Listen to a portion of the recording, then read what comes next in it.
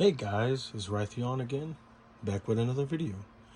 In today's topic, we're going to talk about one of the main things that hurts or would hurt your collection. Now, what I see, and it's especially happened to me, is going all crazy. And what I mean by that is collecting just random things that may or may not interest you for that moment, and then you just probably just grow out of it.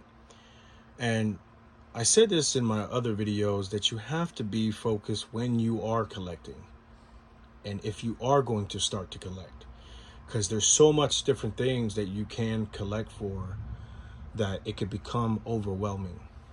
For example, I started the GameCube set. I am down to just 27 games as of today. And what I've learned in that is my whole GameCube journey, I could have been done a little bit, maybe like a year ago, but I was just so focused on collecting other things, especially Pokemon, complete in box Pokemon, and just different oddities like Soul Calibur stuff and just quirks, different random things is what I was collecting for. And it has taught me to actually stay focused on collecting and finishing the set. Like I said, I'm 27 games away, and it could be hard to stay focused on something certain because you can collect for everything else, So, but you don't want to get to a point where you have a bunch of games and stuff in your collection that you don't really care for. Get the stuff that you would like to play for, that you enjoy. Like I always tell people when it comes to collecting, buy the stuff that you like, that you love. Don't go all over the place. You can collect for the original PlayStation, you can collect for the GameCube, and you can collect for the PlayStation 3. There's so many different things that you can collect for, and you can enjoy your collecting journey by picking one solid genre that you like. If you grew up with the PlayStation 3, hey, go ahead and collect for that. The PlayStation or the PlayStation 2 or 3, 4, 5, whatever it may be the case, wherever you started your game journey, start from there, go from there, and work your way up. Eventually, as you're buying games that you like and that you want to play, you'll eventually start to acquire a natural collection, because you don't want to rush this. You don't want to rush collecting. Collecting is something that you have to take your time with. Now, one of the best platforms that you can collect for in 2025, I would say, be the Switch.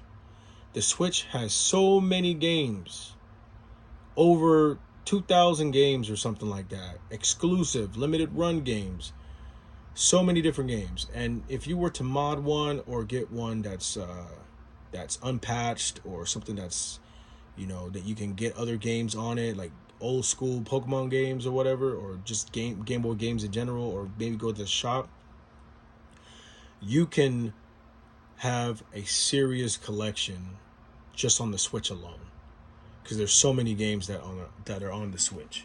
The Switch is one of the best platforms I would say to collect for, because there's so many re-releases.